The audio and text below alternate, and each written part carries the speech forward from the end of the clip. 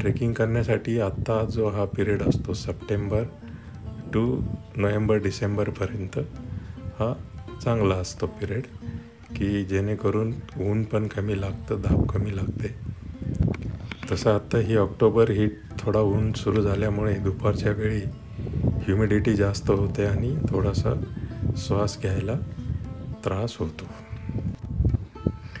तर मधनं असा थोडासा प्लॅटू हा येत असतो. सुरुवातीलाच आहे, पुढे नंतर मग पूर्ण खडी चढाई आहे. आणि सध्या आता हे जंगल फूल जे आहेत ते बऱ्यापैकी बहरले आहेत. तर मला हे फुलझाडांचं नाव माहीत नाही, पण काही ठिकाणी पिवळी फुलं आहेत, काही ठिकाणी लाल रंगाची अशी ही जंगली फुलं पण या दिवसांमध्ये दिसतात. हे चित्र अजून साधारण 1 महिना 15 दिवस राहील. एकदा हा परतीचा पाऊस संपला की मग हळूहळू हिरवळ कमी व्हायला लागते आणि हे फुलं जे आहेत ते कमी होत जातील. तर आता तुम्ही ह्या बाकीच्या दृश्यांचा आणि रस्त्यांचे आनंद घेत राहा. मध्ये जिथे काही हिस्टॉरिकल पॉईंट येईल तिथे मी कॉमेंट्री करत राहील. साधारणतः ट्रेकिंगसाठी आपला स्वतःचा फिजिकल फिटनेस हा खूप महत्त्वाचा आहे. ज्यांना फिटनेसविषयी प्रॉब्लेम असेल त्यांनी या गडाचा ट्रेक करण्याचा प्रयत्न करू नये, कारण पुढे वरती जाता वाट खूप बिकट, खूप अवघड होत जाते. आणि एक ठिकाणी तर ती रेलिंग आहे, प्लस अशी तिथे दोरी लावलेली आहे.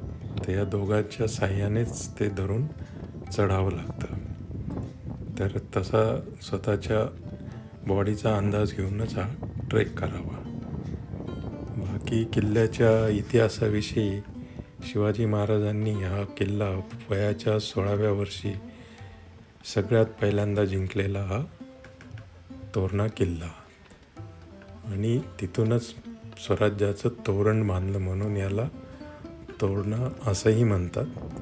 किंवा काही लोकांकडनं कळतं की वरती ती अशी तोरण नावाची वनस्पती पण इथे उगवते, तो पण एक रेफरन्स आहे. तर आता जे इतिहासाविषयी उपलब्ध जी माहिती आहे, प्रत्येकाचे त्याच्यात मतांतर असू शकतात, पण जे ॲव्हेलेबल आहे, जी ऐकीव आहे ती फक्त मी सांगतो. त्याच्यात बाकी आपण स्वतः तपासून घेऊ शकतात माहिती. लांबून बघितल्यानंतर हा खूप प्रचंड असा आकाराने दिसतो. त्यामुळे सुरुवातीला महाराजांनी या किल्ल्याचं नाव प्रचंडगड असं सुद्धा ठेवल्याचं इतिहासात वाचायला मिळतं. तर प्लॅटूनंतर आपण जसं आता वरती चढत जाऊ तसं ही अशा प्रकारची खडी चढाई हळूहळू सुरू होते. आणि इकडे आता उजवीकडून जो हा दिसतोय डोंगर, या रस्त्याने आपण चढून आता 2 चढाया, खडी चढाई चढून आता आपण या स्टेपला पोचलो. आणि याच्या पुढची जी आता येईल चढाई ती यापेक्षाही एकदम स्ट्रेट अशी स्टीप ती चढाई आहे. इथे तर रेलिंग तुटली एक बाजूने, आणि ही जी दिसते ही तर खूपच म्हणजे सरळ व्हर्टिकलच आहे चढाई. तर याच्यावरनं आपल्याला थोडा त्याचा ट्रेकिंगचा अंदाज येऊ शकतो की हे इतकं स्ट्रेट असं चढायचं आहे. आणि काही ठिकाणी आता रेलिंग तुटलेले आहे. तर हे पावसाळ्यात जर आलं तर हे थोडं रिस्की होतं. जर पाऊस असेल तर पाय घसरणे वगैरे, किंवा जोराची हवा वारा असेल तर त्या पिरियडमध्ये शक्यतो जर आपण मग चढून आलाच असाल तर अशा स्टेप्स न चढता थांबून अंदाज घेऊन मगच पुढे जावे, नाहीतर परत जाणं कधीही बेटर. तर असा हा तोरणा किल्ला सह्याद्रीच्या डोंगर रांगेत निसर्गाच्या सुंदर भागात असलेला तोरणा किल्ला. आणि जसं आपण वर जात असतो मधल्या प्लॅटूकडनं वेल्हेकडे जेव्हा बघतो तर आपल्याला एक बॅक वॉटर दिसतं. तर ते समोर एक धरण आहे, गुंजवणी धरण. तर ते जे खाली खड्ड्यात जे दिसतंय ते उजव्या बाजूला पाणी, तर ते त्या गुंजवणी, हे समोर दिसतं हे गुंजवणी धरण आणि ते बॅक वॉटर आहे. तर हे कंटिन्यू आपण वरती गडापर्यंत पोहोचेपर्यंत उजव्या बाजूने हे दृश्य आपल्याला दिसत असतं. आणि थोडं पुढे जर गेलं तर आता पाऊस संपला आहे, परंतु मोठमोठाले धबधबेसुद्धा पावसाळ्यामध्ये इथून सुरू असतात. तसंच जेव्हा वयाच्या 16व्या वर्षी महाराजांनी हा किल्ला जिंकला, तर त्यावेळी किल्ल्याची डागडुगी करत असताना त्यांना गडावरती 22 सोन्याच्या मोहरांनी भरलेले अंडे सापडले, असंही इतिहासात वाचायला मिळतं. त्याची माहिती आपण पुढे घेऊच. तर आता हा जो स्पॉट आहे इथे आता पावसाळा थोडा संपला आहे, त्यामुळे दिसत नाही, तर इथे खूप मोठ्या प्रमाणात धबधबे असतात. आताही वरती एक जो धबधबा आहे त्याचं पाणी हे झाडाझुडपात पडतं आहे आणि त्याच्यातनं हा एक असा स्प्रिंकलरसारखा उडणारा पाण्याचा फुवारा, त्याच्याने म्हणजे एक वेगळाच अनुभव मिळतो. आणि इथून पुढे आता जी नेक्स्ट चढण येणार आहे ती एकदम व्हर्टिकल स्ट्रेट स्टीप चढाई आहे. ती चढले की आपण किल्ल्यामध्ये प्रवेश करतो. तर ती चढाई हीच ती स्टीप चढण आहे की इथनं म्हणजे सरळ व्हर्टिकल चढून आणि मग आपल्याला ह्या जो प्रथम दरवाजा लागतो, भिन्नी दरवाजा, मला नक्की सांगता येणार नाही ह्या प्रथम दरवाजा जो लागतो यालाच भिन्नी दरवाजा म्हणतात, की पुढे जो मुख्य प्रवास अजून एक दरवाजा आपल्याला मिळणार आहे त्याला भिन्नी दरवाजा म्हणतात. तर जसं आपण वरती या दरवाज्यातनं एंट्री करतो आणि त्यानंतर जो मनाला एक वेगळा असा आनंद मिळतो की गड सर झाल्याचा किंवा ट्रेक कंप्लीट केल्याचा एक सुखद अनुभव येऊन जातो, की एवढी टफ चढाई करून आणि वर पोचतो आपण. तर वर पोचल्यानंतर या दरवाजापासून दिसणारा 180 डिग्री व्ह्यू. आणि गडाचं वैशिष्ट्य असं आहे की हा म्हणजे याच्या कड्याच्या बाजूने एवढी खोलाई आहे, म्हणजे अतिशय रुंद, म्हणजे बाहेरून कुठल्या दुसऱ्या बाजूने कोणालाही वर जाणं इम्पॉसिबल आहे. म्हणजे इतके व्हर्टिकल स्टीप असे कडे ह्या किल्ल्याला बांधलेले आहेत. त्यामुळे सुरक्षेच्या दृष्टीने हा अतिशय भक्कम व पक्का सुरक्षित असा किल्ला वाटतो. तर आता आपण मुख्य दरवाजाच्या एंट्रीकडे जाऊया. वरती जो दिसतोय बुरुज मोठा, तर तिथनं आपण मेन किल्ल्यामध्ये एंट्री करणार आहोत. तर इथे काही डागडुगीचे कामं वगैरे चालू आहेत, त्याची क्रेन लावलेली आहे ती. तर आणि थोडा उशीर झाल्यामुळे सर्व बाजूने बघाल तर धुकं दाटलेलं आहे. म्हणजे धुकं आल्यामुळे काही गोष्टी दिसत नाही आहेत, पण त्या धुक्याचा पण एक वेगळा हा आनंद असतो. तो उजव्या बाजूला दिसतो एंडला, तो कोकण दरवाजाचा कडा आहे त्या साईडला. आणि वरती आता झुंजार माचीपर्यंत मी पोचू शकेल की नाही, म्हणजे उशीर झाल्यामुळे आणि हे धुकं सुरू झालं, तर धुकं आलं की मग काही दिसत नाही.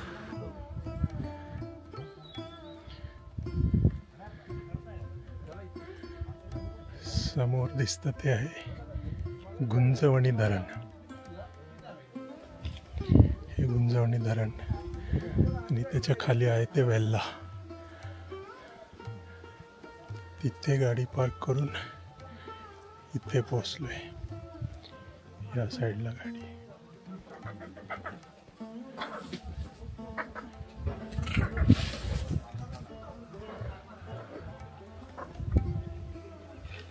आपण सर्वात आधी आता मुख्य दरवाज्यातनं एंट्री करून जे 2 मंदिर आहेत वरती, तर त्या मंदिरात जाऊन दर्शन घेऊया. आणि तिथूनच राईट साईडला जर धुकं नसेल तर आपण कोकण दरवाजा बघायचा प्रयत्न करू. आणि वेळ मिळाला आणि धुकं कमी झालं तर आपण झुंजार माचीकडे जाऊन तिथलं पण काही दृश्य टिपण्याचा प्रयत्न करू.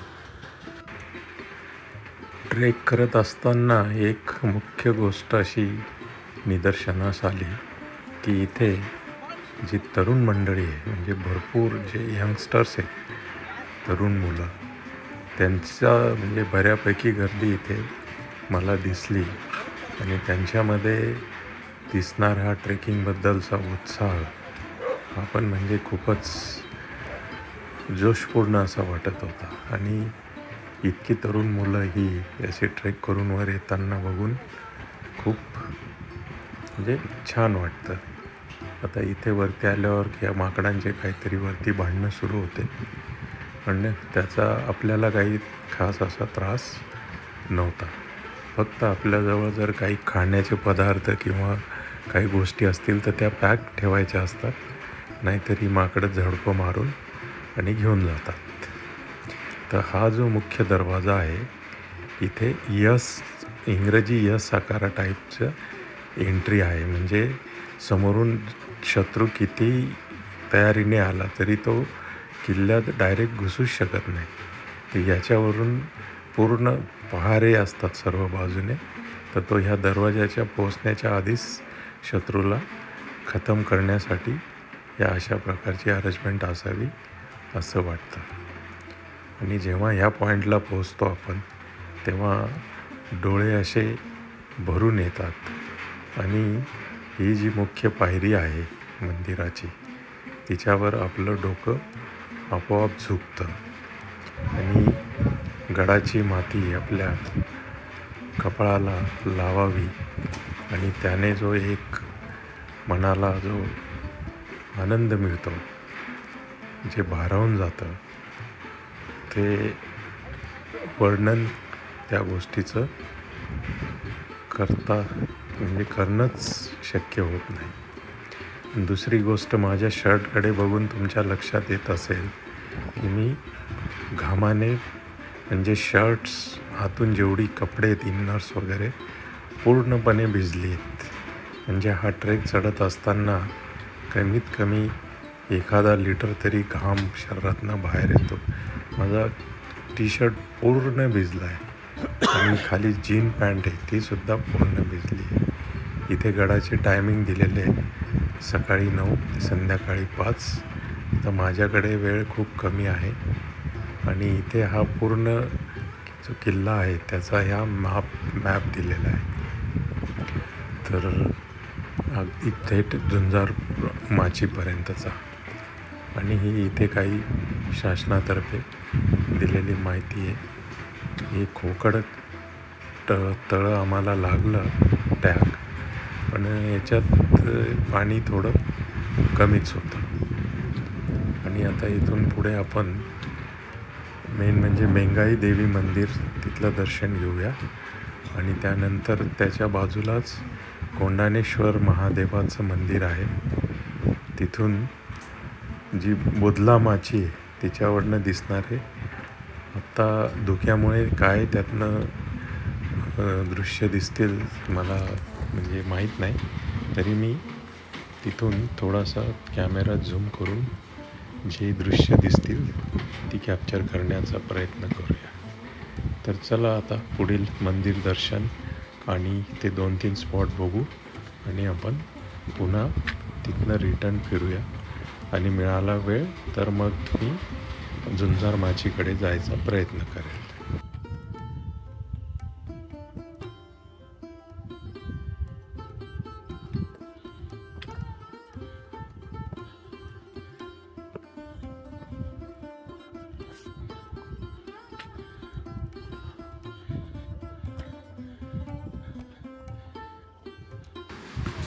तर आधी आपल्याला जो रेफरन्स मिळाला होता की किल्ल्यावरती 22 अंडे भरून सोन्याच्या मोहरा मिळाल्या.